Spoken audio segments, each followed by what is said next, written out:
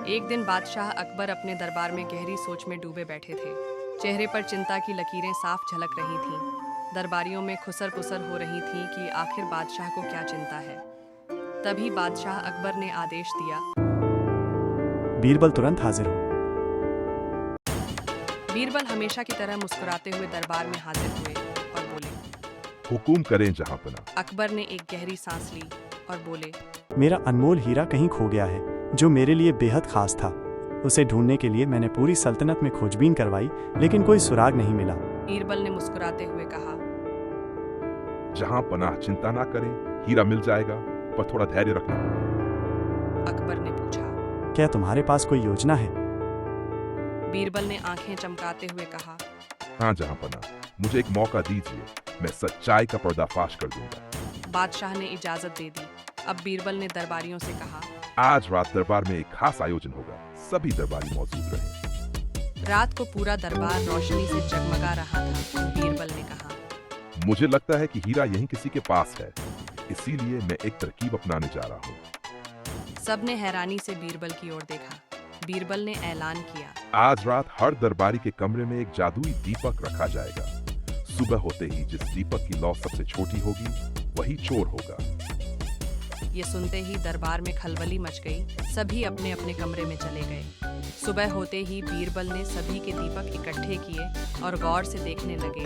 अचानक बीरबल ने हंसते हुए कहा। जहांपना, हीरे का पता चल गया। बीरबल की यह बात सुनकर बादशाह अकबर चौंक गए। कैसे? बीरबल ने कहा।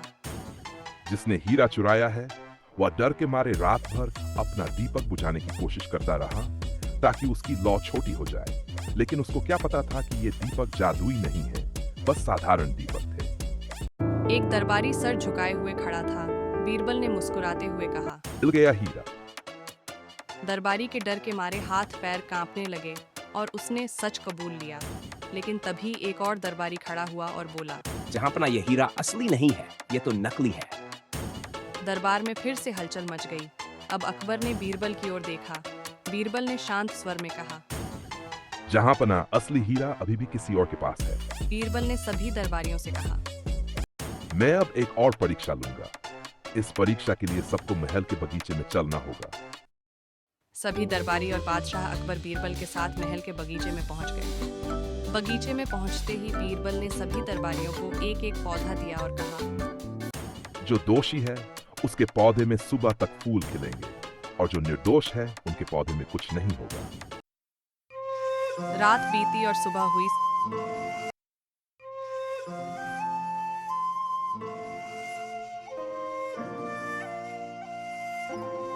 सभी दरबारी ने अपने पौधे लाकर दरबार में रखे। बीरबल हमेशा की तरह मुस्कुराते हुए दरबार में हाजिर हुए। बीरबल ने मुस्कुराते हुए कहा। जहांपना, चोरी करने वाले ने डर के मारे रात में ही पौधे को काट दिया, क्योंकि उसे लगा कि कहीं फूल ना खिल जाए।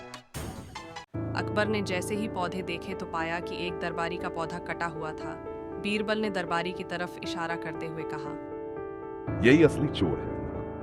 वह दरबारी भी घुटनों के बल गिर गया और सच्चाई कबूल कर ली। अकबर ने बीरबल की बुद्धिमानी और चतुराई की खूब तारीफ की और कहा। बीरबल, तुम्हारी बुद्धिमानी और चतुराई से ही मैं अपने सबसे अनमोल खजाने को फिर से पा सका। दरबारियों ने तालियां बजाई और बीरबल ने मुस्कुराते हुए कहा। जहांपना, बुद्धि ही सबसे बड़ा खजाना है। और इस तरह बीरबल की बुद्धिमानी और चतुराई से बादशाह अकबर का खोया हुआ हीरा